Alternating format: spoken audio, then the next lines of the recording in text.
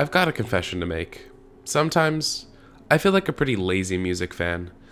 I claim to try to listen to as much new music as possible and keep my horizons open for as many styles and genres as I can, but if I'm being honest, I end up spending a good deal of my time just listening to lo-fi hip-hop.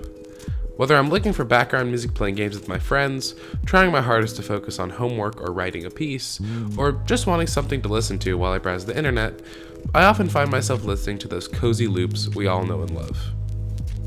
But I've got another admission to make. I don't feel that bad about it. Because where most lo-fi falls into the background by design, I left out a key detail. Most of the lo-fi I listen to is by one artist, Borealism. Borealism's music is wholly unique among other lo-fi because it subverts nearly every one of the genre's trademarks.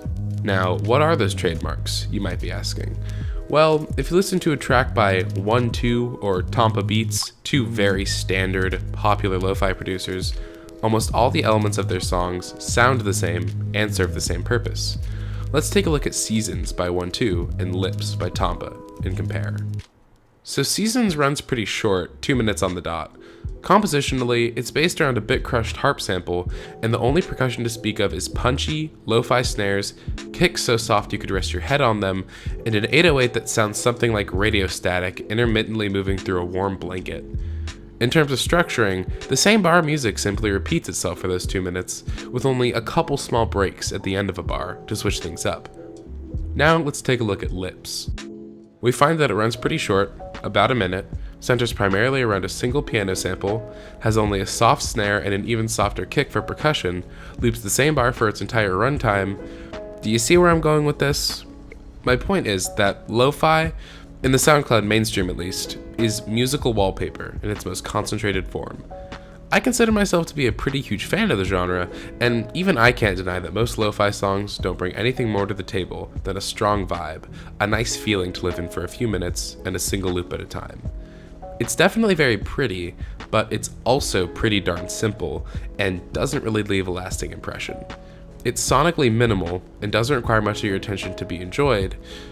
In other words, it is made to be tuned out. Hell, even all those lo-fi hip-hop streams you see on YouTube explicitly state that their purpose is to do homework to, or quote-unquote chill out, aka sit back and ignore the music. And that's where Borealism comes in. Where other producers are simply looping pianos with grimy, head-noddable 404 drum patterns, Borealism is genuinely innovating. For one, his songs feature actual, interesting structuring. In lieu of one-bar loops or simple first-chorus verse, Borealism approaches songwriting in a more impressionistic way. He varies his structures depending on the sounds he's playing with and the kind of song he's trying to present. We might get a spacey, up-tempo banger with a truncated intro, various melodic breaks, and a strong overarching kinetic energy like on Reflections, Night Rider, or Cloud Surfer.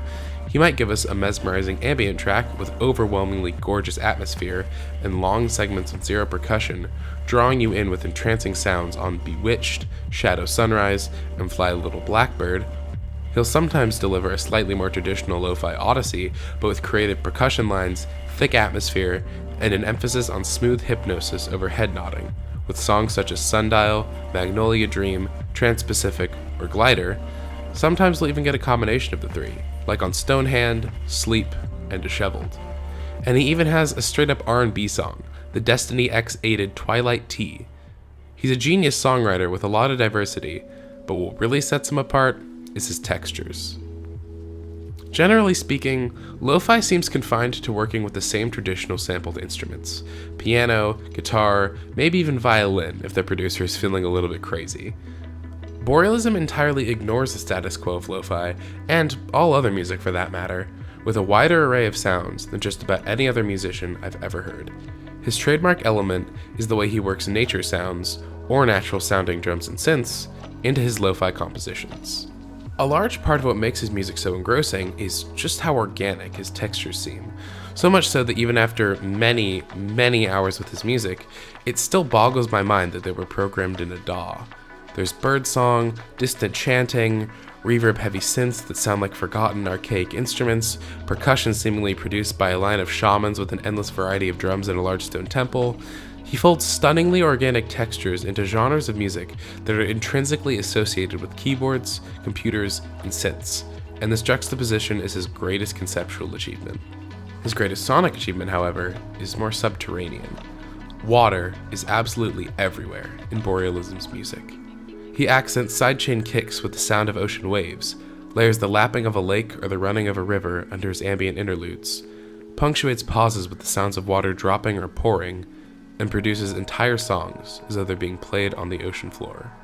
And even outside of the literal water being heard, his heavy basses conjure the blue monolith of the ocean like no sound I've ever heard.